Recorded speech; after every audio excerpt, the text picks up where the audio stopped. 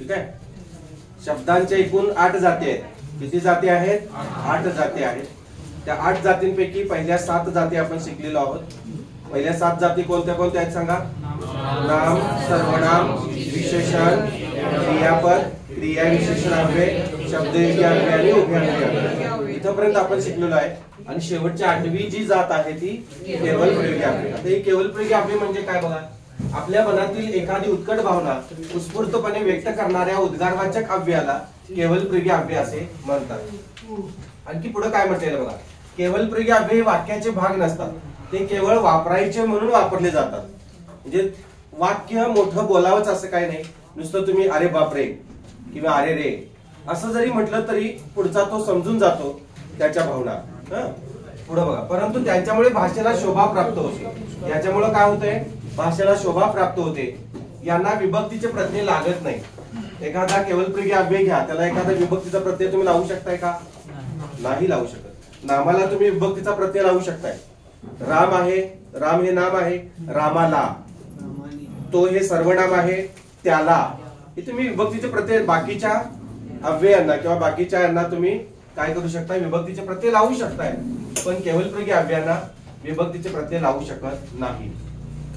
उभयान्वयी अव्ययांना सुद्धा उभयान्वयी अव्ययांना सुद्धा विभक्तीचे प्रत्यय लागतील का हो? नाही लागणार. क्रिया विशेषण अव्ययांना लागतात. म्हणजे स्थितीदर्शक आणि गतिदर्शक.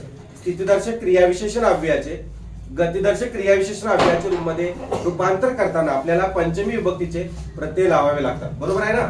स्थिती निश्चित स्थिती कोणती होती? ती तर निश्चित स्थिती कोणती होती? येथे, येथे, तेथे है ना. हे निश्चित स्थितीदर्शक क्रिया विशेषण अव्यय. यांना आपण पंचमीचे प्रत्यय लावलं की त्यांना काय करतो आपण? येथून, तेथून, जेथून है ना. हे प्रत्यय आहेत बघा असे. म्हणजे यांना तुम्हाला विभक्तीचे प्रत्यय लावता येतात.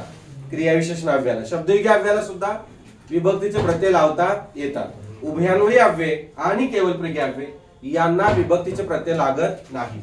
उभयान्वयी अव्यय आणि नावाचा एक उभयान्वयी अव्यय आहे बघा. बरोबर ना. तर याला तुम्ही एखादा विभक्तीचा प्रत्यय लावू शकताय का बघा? नाही लावू शकत. केवल प्रयोगी अव्यय आहा असा आहे बघा. याला तुम्ही विभक्तीचा प्रत्यय लावू शकताय का? लावू शकताय का? नाही लावू शकत. येते का लक्षात? पुढे बघा. केवल प्रयोगी अव्यय कोणता भाव व्यक्त करतात यावरून त्यांचे विविध प्रकार पडतात. केवल प्रयोगी अव्यय भावना प्रधान असतात.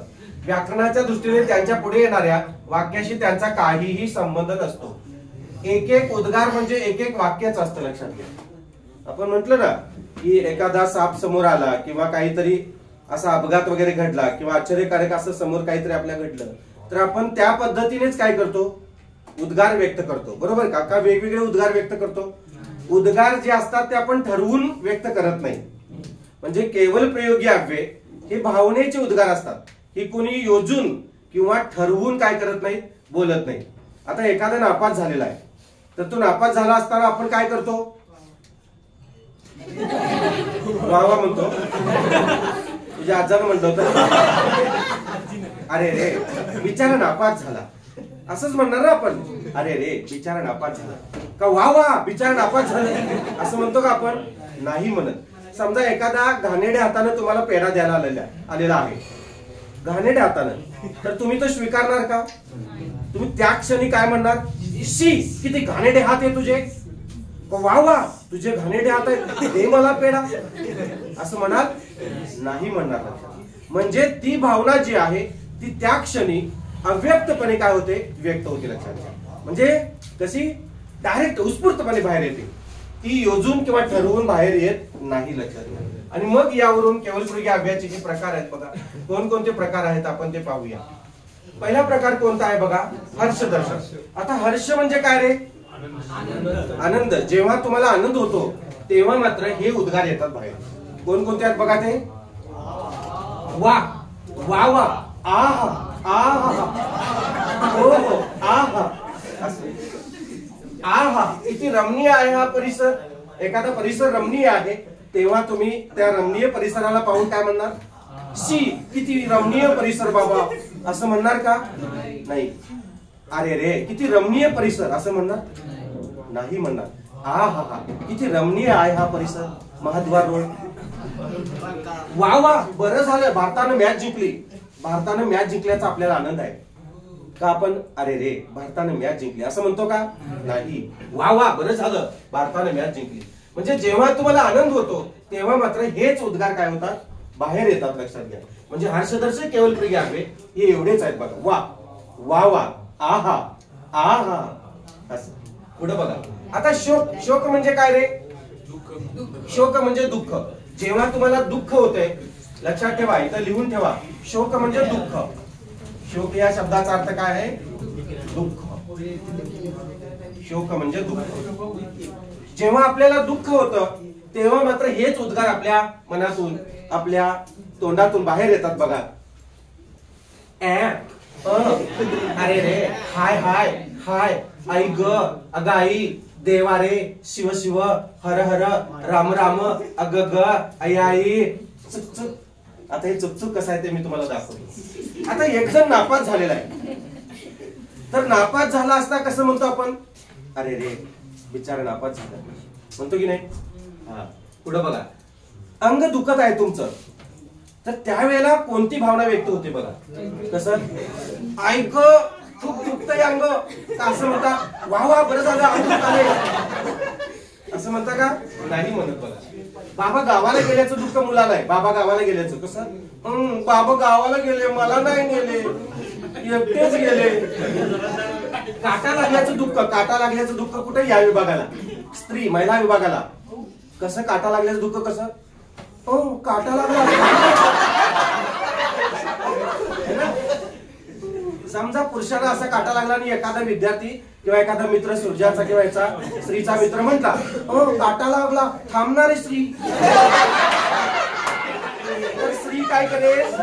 तो काटा उचलेल आणि त्याच्या डोक्यात घालेल. काही वेळ आहेस का बाई कशी काटा लागला करायला? काहीतरी विपरीत घडले दुःखकारक घडलेले आहे तेव्हा हे बघा हाय हाय असं व्हायला नको होतं. हे हॅलो हाय नव्हे हाय हाय असं व्हायला नको होतं. आता हे शिव शिव हर हर हे सुद्धा वापरलं आहे.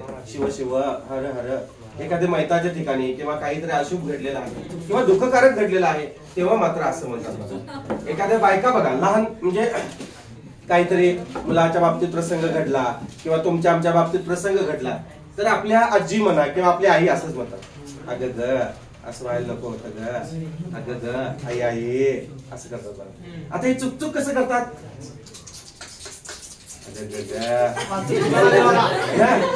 बाल चुकचुक काय करतात?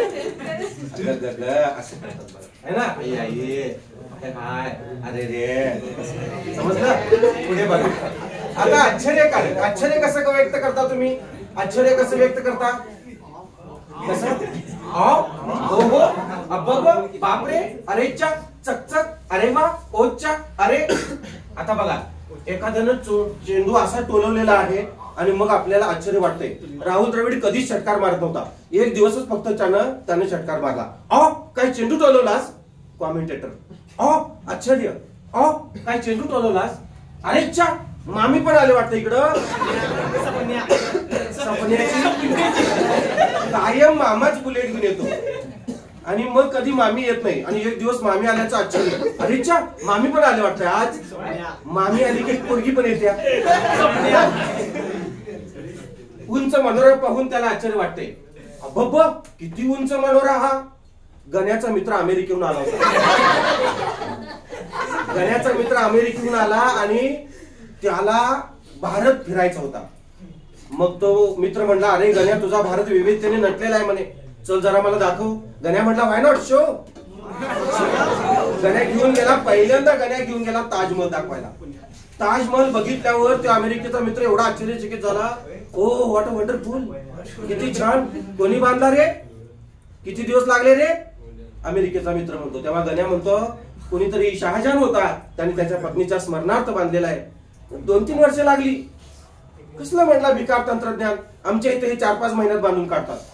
आता जगातलं 8वं आश्चर्य ताजमहाल आणि है ना जगातलं नाही तर मग भारतातलं आहे. जगातलं 8वं आश्चर्य आणि एवढं असताना सुद्धा 3-4 वर्ष ही काय कमी झाली का? तरी सुद्धा तो भिकार तंत्रज्ञान म्हणतोय. गण्याला थोडंसं वाईट वाटतंय, सपन्याला पण वाईट वाटतंय, कारण त्याच्या बरोबर गेला नको का काढाय कोणी. मग गण्या जरा जरा नाराज होतो आणि जरा थोडा वेळ फिरल्यानंतर गण्या म्हणतो, साहेब आपण उद्या जाऊया, जरा मला पोटात दुखाले कसं व्हायला, ऊन मला सहन होईना, उद्या जाऊया आपण. दुसऱ्या दिवशी गण्या गेला मनोरा दाखवायला साहेबांना घेऊन.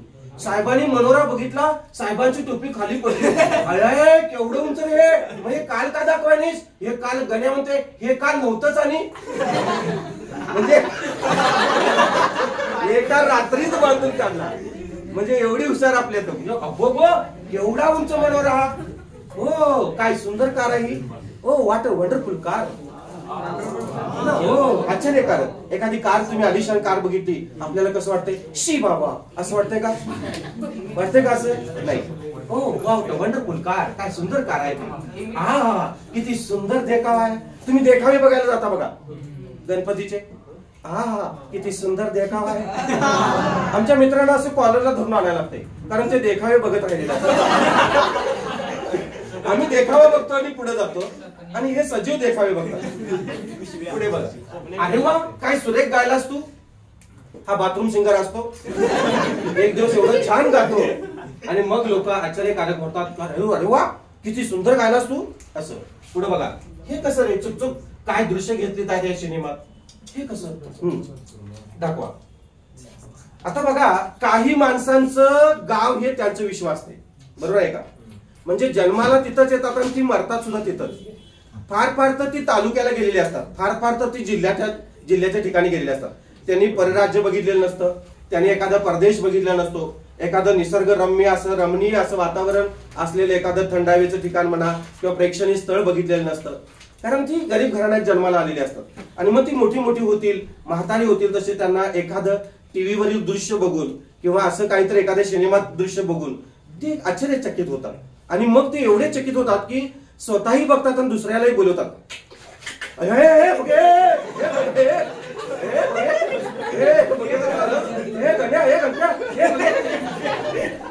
एवढे चकित कसा कसा. ठीक आहे, चला बघा पुढे बघा, प्रशंसा दर्शक. आता तुम्ही प्रशंसा कशी करता लक्ष द्या. बस थोडं प्रशंसा कशी करता. शाबास, भले, वाहवा, येव, फक्कड, खासी, फाकड्या. आता हे प्रशंसा म्हणजे स्तुती. प्रशंसा म्हणजे स्तुती. लिहून ठेवा. शाबास, नाव काढलंच गड्या घराण्याचं पाठीवर, यानं नाव काढलेलं आहे, काहीतरी नाव मिळवलेलं आहे, तेव्हा मोठी माणसं म्हणतात शाबास, नाव काढलंच गड्या घराण्याचं. वा वा, काय मस्त खेळलास.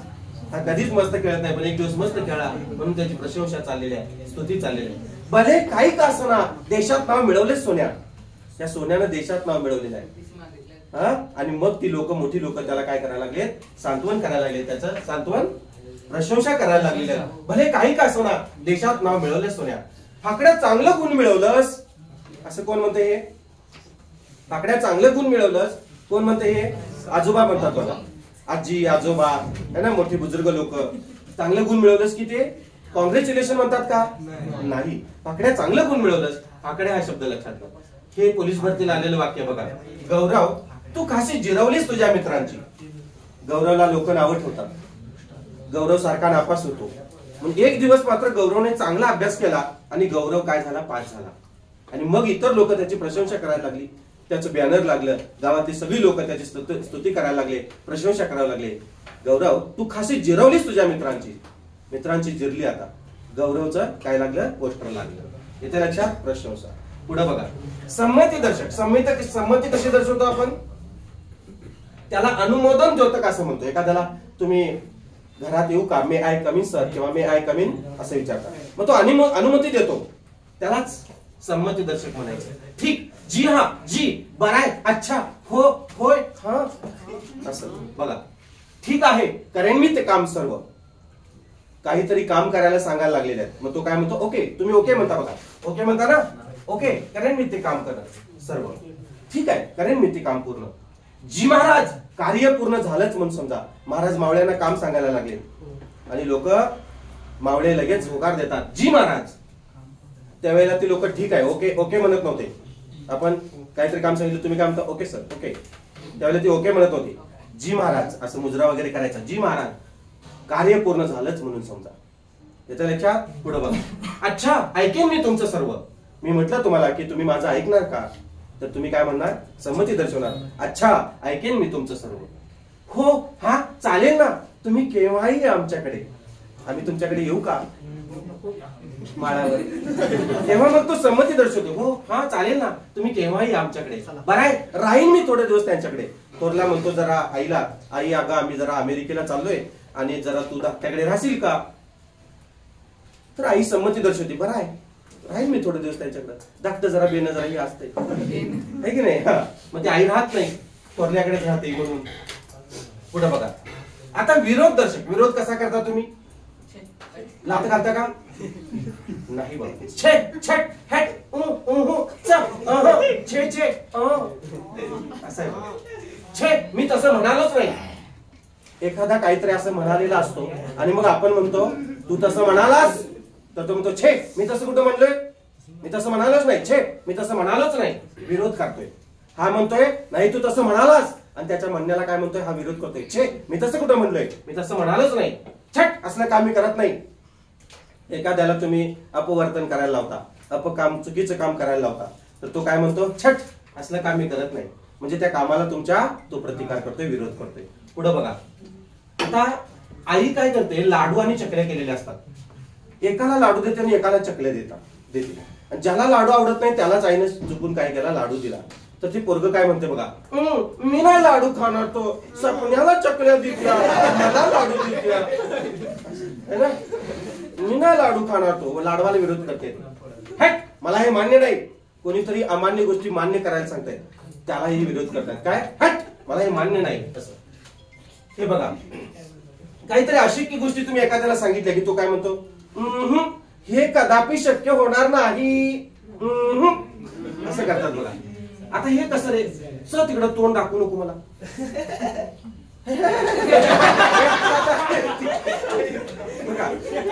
समजा लक्ष द्या, तुमच्या मित्रासाठी तुम्ही भरपूर काही करता. बघा इकडे लक्ष द्या, समजून सांगतो. तुमच्या मित्रासाठी तुम्ही भरपूर काही करता की नाही.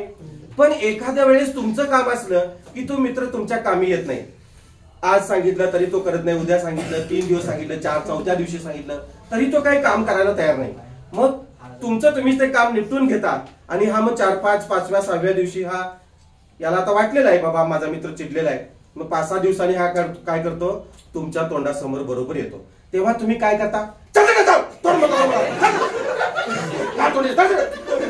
काम सांगितलं तुम्हाला तुला असं म्हणता की तुम्ही लात घालता, तोंड टाकू नको मला, काय तोंड येतात आलेच पुढं परवा काम सांगितलं तोंड टाकू नको मला असं करता की नाही तुम्ही. ऐकून नाही मला. आता तिरस्कार उद्वेग विरक्ती किंवा धिक्कार होतं. आता तिरस्कार कसा करायचा बघा. धिक थो सी इश हुड हुड फुस हत छत छी थुत हिडीस थुशुक असं बघा. तुक्षीला आता एखादा घाणेरडा वागतोय त्याचा पुरस्कार करणार का तुम्ही. पुरस्कार म्हणजे स्वीकारणे आणि तिरस्कार म्हणजे नाकारणे, चिडकारणे. एखादा घाणेरडा वागतोय तर तुम्ही काय म्हणणार, शी किती घाणेरडा वागतो हा म्हणता की नाही. महिला मंडळ जास्त असं म्हणते, शी किती घाणेरडा वागतो हा. बघा आता हे बघा, हे कुणाचं वाक्य आहे, कुणाचं वाक्य आहे हे महिला मंडळाचं वाक्य आहे, हे पुरुषांचं नाही. महिला मंडळ कसं करतात, इश जावा ते करतात. इश जावा ते करतात, कलात घालतात है ना. तो पुरस्कार करू पाहतोय आणि ती तिरस्कार करते प्रेमाने. तिरस्कारामध्ये 2 असतात, एक प्रेमाने तिरस्कार केला जातो आणि एक द्वेषाने. इथं कसला आहे, प्रेमाचा. ईश खुश असली कामं पैशाने करत नाही मी. पैशाने असली कामं करतो का मी, नाही. तो काय करतोय, पैशाला पुरस्कार करेल का. पैशाचा पुरस्कार केला की काय होतंय, वाट लागते, त्यामुळे तिरस्कार करते. खुश असली कामं पैशाने करत नाही मी असं. आता संबोधन दर्शक बघा.